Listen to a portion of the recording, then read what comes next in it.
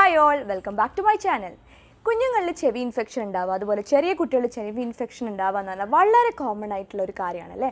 അതുപോലെ നമ്മളൊക്കെ കേട്ടിട്ടുണ്ടാവും മുലയൂട്ടുന്നതിൻ്റെ പൊസിഷൻ അതുപോലെ കിടന്ന് മുലയൂട്ടി കഴിഞ്ഞാൽ ചെവി ഇൻഫെക്ഷൻ വരാനുള്ള ചാൻസസ് ഒക്കെ വളരെ കൂടുതലാണെന്നൊക്കെ.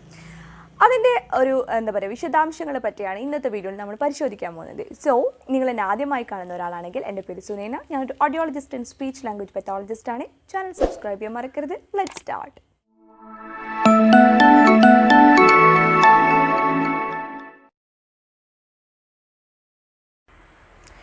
മുലയൂട്ടുന്നതിൻ്റെ പൊസിഷൻ, അതായത് അമ്മ കിടന്ന് പാല് കൊടുത്തു കഴിഞ്ഞാൽ കുഞ്ഞിന് ചെവിയിൽ ഇൻഫെക്ഷൻ വരാൻ ചാൻസ് ഉണ്ടോ എന്ന് പറയുന്നതിന് മുന്നേ ഞാൻ ചെവിയുടെ ഇൻഫെക്ഷനെ പറ്റിയിട്ടും ആ ഇൻഫെക്ഷൻ വരാനുള്ള മറ്റു പല കാരണങ്ങളെ പറ്റിയിട്ടും ഒന്ന് ചെറുതായിട്ടൊന്ന് വിശദീകരിച്ച് തരാം. നമ്മുടെ ഈ ചെവിയിലുള്ള ഇൻഫെക്ഷൻ എന്ന് പറയുമ്പോൾ നമ്മൾ മിഡിൽ ഇയർ ഇൻഫെക്ഷനെയാണ് ഉദ്ദേശിക്കുന്നത്, അതായത് ചെവിയുടെ നടുക്ക് ഭാഗത്ത് വരുന്ന ഇൻഫെക്ഷൻ. അത് വരാനുള്ള, അതായത് ബാക്ടീരിയലായിട്ട് വരാം, വൈറൽ ഇൻഫെക്ഷൻസ് വരാം. അത് വരാനുള്ള മെയിൻ കാരണങ്ങളിലൊന്നായിട്ട് പറയുന്നത് നമ്മളെ യൂസ്റ്റേഷ്യൻ ട്യൂബ്, ചെവിയുടെ തൊണ്ടയുടെ ബാക്ക് ഭാഗത്തെയും അതുപോലെ നടുക്കത്തെ ചെവിയും തമ്മിൽ ബന്ധിപ്പിക്കുന്ന ഈ ട്യൂബ് അതിൻ്റെ ഫങ്ഷൻ മര്യാദയ്ക്ക് ചെയ്യാതിരുന്നാലാണ് ഈ ഒരു ഇൻഫെക്ഷൻ്റെ ബിഗിനിങ് ആയിട്ട് വരുന്നത്. അങ്ങനെ അവിടുന്ന് ചില ആൾക്കാർക്ക് ഇൻഫെക്ഷൻ, ചില കുഞ്ഞുങ്ങൾക്കാണെങ്കിൽ ഇൻഫെക്ഷൻ മെല്ലെ സ്റ്റാർട്ട് ചെയ്യും, പിന്നെ നമ്മളത് ആൻറ്റിബയോട്ടിക്സ് കൊടുക്കുമ്പോൾ മാറും. പക്ഷേ ചില കുഞ്ഞുങ്ങൾക്ക് ഇടയ്ക്കിടയ്ക്ക് വരികയാണെങ്കിൽ അതൊരു ഫ്ലൂയിഡ് അക്യുമുലേഷൻ, അതിൻ്റെ ഉള്ളിൽ വെള്ളം നിറയുക, അങ്ങനത്തെ പ്രശ്നം വരാൻ തുടങ്ങും. അതുപോലെ തന്നെ മറ്റു പല കാരണങ്ങളിൽ പറയുന്നത് ഇടയ്ക്കിടയ്ക്ക് ജലദോഷം, ആസ്മ അല്ലെങ്കിൽ ശ്വാസം മുട്ടൽ അങ്ങനത്തെ ഒക്കെ വരുന്ന കുഞ്ഞുങ്ങൾക്ക് ഇതിനൊരു ചാൻസ് കൂടുതലാണ്. അലർജിയുള്ള കുട്ടികളിൽ, അതുപോലെ സിഗരറ്റ് സ്മോക്കിങ്ങിന് ഉള്ള ആൾക്കാരുള്ള വീട്ടിലെ കുഞ്ഞുങ്ങളിൽ, അതുപോലെ സ്കൂളിലൊക്കെ പോകുന്ന കുഞ്ഞുങ്ങളിലൊക്കെ ഇത് കുറച്ചും കൂടി ചാൻസ് കൂടുതലാണ്. അതുപോലെ തന്നെ വേറൊരു കാരണമായി പറയുന്നത് ഫോർമുല മിൽക്ക് കൊടുക്കുന്ന കുഞ്ഞുങ്ങളിലും ഇയർ ഇൻഫെക്ഷൻ വരാനുള്ള ചാൻസ് കൂടുതലാണെന്നാണ്. അപ്പോൾ അമ്മ കിടന്ന് പാല് കൊടുത്തു കഴിഞ്ഞാൽ കുഞ്ഞിന് ചെവി ഇൻഫെക്ഷൻ വരുമെന്നുള്ളത് നമുക്ക് നോക്കാം. മിക്ക റിസർച്ചേഴ്സും പറയുന്നത് അതിനൊരു ചാൻസ് ഇല്ല എന്നതാണ്. കാരണം മുലപ്പാൽ എന്ന് പറഞ്ഞു കഴിഞ്ഞാൽ കുഞ്ഞിനൊരു ഫുഡ് മാത്രമല്ല, അത് കുഞ്ഞിന് ഇമ്മ്യൂണിറ്റി കൊടുക്കുന്ന ഒരു സംഭവമാണ്. അതുപോലെ അതിൽ ഒരുപാട് ആൻറ്റിബോഡീസ് അടങ്ങിയിട്ടുണ്ട്. ഈ ആൻറ്റിബോഡീസിൻ്റെ പ്രത്യേകത എന്താണെന്ന് വെച്ച് കഴിഞ്ഞാൽ കുഞ്ഞുങ്ങളിലുണ്ടാകുന്ന മിക്ക ഇൻഫെക്ഷൻസിനോടും ഇതിന് ഫൈറ്റ് ചെയ്യാനുള്ളൊരു കഴിവുണ്ട്. അപ്പം ഇങ്ങനൊരു ചെവി ഇൻഫെക്ഷൻ വന്നാൽ തന്നെയും ഈ മുലപ്പാലിന് അതുമായിട്ട് ഫൈറ്റ് ചെയ്യാനുള്ളൊരു കഴിവുണ്ടെന്നൊക്കെയാണ് റിസർച്ചേഴ്സ് പ്രൂവ് ചെയ്യുന്നത്.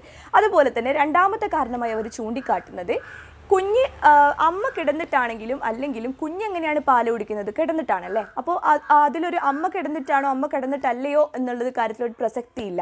കുഞ്ഞെങ്ങനെയാണെങ്കിലും കുഞ്ഞ് കിടന്നാണ് പാല് കുടിക്കുന്നത്. അപ്പോൾ മുലപ്പാല് അമ്മ കിടന്ന് കൊടുക്കുന്നതിലും ഒരു തെറ്റുമില്ല എന്നാണ് പറയുന്നത്. മൂന്നാമത്തെ ഒരു കാരണമായി പറയുന്നത് നമ്മൾ ഈ ബോട്ടിൽ ഫീഡ് ചെയ്യുന്ന കുഞ്ഞുങ്ങളിലാണെങ്കിൽ ബ്രസ്റ്റ് ഫീഡിങ്ങും ബോട്ടിൽ ഫീഡിങ്ങും നമ്മൾ ഒരുപാട് വ്യത്യാസമുണ്ടല്ലേ. ബ്രസ്റ്റ് ഫീഡിങ് ചെയ്യുന്നത് പോലെയല്ല ബോട്ടിൽ ഫീഡിങ്ങിൻ്റെ ഒരു ഇത് വരുന്നത്. ബോട്ടിൽ ഫീഡ് ചെയ്യുമ്പം കുഞ്ഞ് പാല് ഇറക്കി കഴിഞ്ഞാലും ആ ഒരു മിൽക്ക് വന്നിട്ട് വായിലിങ്ങനെ കൂടാനുള്ള ചാൻസ് ഉണ്ട്. പക്ഷെ ബ്രസ്റ്റ് ഫീഡിങ് ആണ് അങ്ങനെയല്ല. അപ്പോൾ അതുകൊണ്ട് തന്നെ അവിടെ ചെവി ഇൻഫെക്ഷൻ ഉണ്ടാവാനുള്ള ചാൻസസ് വളരെ കുറവാണ്. ബോട്ടിൽ ഫീഡ് ചെയ്യുന്ന കുഞ്ഞുങ്ങളെക്കാളും ചെവി ഇൻഫെക്ഷൻസ് വരാൻ വളരെ കുറവാണ് ഈ ഒരു ബ്രസ്റ്റ് ഫീഡിങ് ചെയ്യുന്ന കുഞ്ഞുങ്ങൾക്ക്. അപ്പോൾ ഇത്രയും കാരണങ്ങളാണ് റിസർച്ചേഴ്സ് ചൂണ്ടിക്കാട്ടുന്നത് നിങ്ങൾ കിടന്ന് പാല് കൊടുക്കുന്നത് കൊണ്ട് ചെവി ഇൻഫെക്ഷൻ വരാൻ ചാൻസ് ഇല്ല എന്നുള്ളതിൻ്റെ കാരണങ്ങളായിട്ട്. പക്ഷേ ഇതിൻ്റെ കൂടെ എനിക്കൊരു കാര്യം ഓർമ്മിപ്പിക്കാനുള്ളത്, നമ്മൾ കുഞ്ഞുങ്ങളിലെ യൂസ്റ്റേഷ്യൻ ട്യൂബ് എന്ന് പറയുമ്പോൾ ഭയങ്കര ചെറുതും ഭയങ്കര സ്ട്രെയിറ്റുമാണ്. അപ്പോൾ അതുകൊണ്ട് തന്നെ നമ്മൾ ഈ ഫോർമുല മിൽക്ക് ആണെങ്കിലും ബ്രസ്റ്റ് മിൽക്ക് ആണെങ്കിലും നമ്മൾ കൊടുക്കുന്ന ഫീഡിങ്ങിൻ്റെ ഭാഗമായിട്ട് ഈ ഒരു മിൽക്ക് ചെവിയിലേക്ക് കയറിപ്പോകാനുള്ള ചാൻസ് ഉണ്ട്. അതുകൊണ്ടാണ് ഫോർമുല മിൽക്ക് ഒരിക്കലും കുഞ്ഞിനെ കിടത്തി കൊടുക്കരുത് എന്ന് പറയുന്നത്. അങ്ങനെ ചെവിയിലേക്ക് പോയി കഴിഞ്ഞാൽ എന്തായാലും ഇൻഫെക്ഷൻ ഉണ്ടാകാനുള്ള ചാൻസ് ഭയങ്കര കൂടുതലാണ്. അതുപോലെ ബ്രസ്റ്റ് മിൽക്കിൻ്റെ കേസിലാണെങ്കിലും ഇത് ചെവിയിലേക്ക് കയറി കഴിഞ്ഞാൽ ഇൻഫെക്ഷൻസ് ഉണ്ടാവാനുള്ള ചാണെങ്കിലും നമ്മൾ എന്ത് ചെയ്യണം, ഓരോ ഫീഡിങ്ങിന് ശേഷം കുഞ്ഞിനെ തോളത്തിട്ട് തട്ടി ബർപ്പ് സൗണ്ട്, ആ ഒരു പാല് നിറഞ്ഞു എന്നുള്ള ഒരു ശബ്ദം നമ്മൾ കേട്ടതിന് ശേഷം മാത്രം നമ്മളെ കുഞ്ഞിനെ ഉറക്കാൻ വേണ്ടി കിടത്തുക അല്ലെങ്കിൽ കളിക്കാൻ വേണ്ടി കിടത്തുക. അത് നമ്മൾ ശ്രദ്ധിക്കേണ്ട ഒരു വളരെ ഇമ്പോർട്ടൻ്റ് ആയിട്ടുള്ള പോയിൻ്റാണ്. ഇത്രയും കാര്യങ്ങളാണ് എനിക്ക് നിങ്ങളോട് ഇന്നത്തെ വീഡിയോയിൽ പറയാനുള്ളത്. ഈ വീഡിയോ ഇഷ്ടമായി നിങ്ങൾ ലൈക്ക് ചെയ്യണം, ഷെയർ ചെയ്യാൻ മറക്കരുത്. അതുപോലെ ചാനൽ സബ്സ്ക്രൈബ് ചെയ്യാൻ മറക്കരുത്. സബ്സ്ക്രൈബ് ചെയ്യുന്നതിൻ്റെ കൂടെ ആ നോട്ടിഫിക്കേഷൻ ബെല്ലൈക്കൺ കൂടി ഒന്ന് പ്രസ് ചെയ്ത് കൊടുക്കണം. സോ നെക്സ്റ്റ് ടൈം കാണുന്നവരെ ബൈ ബൈ.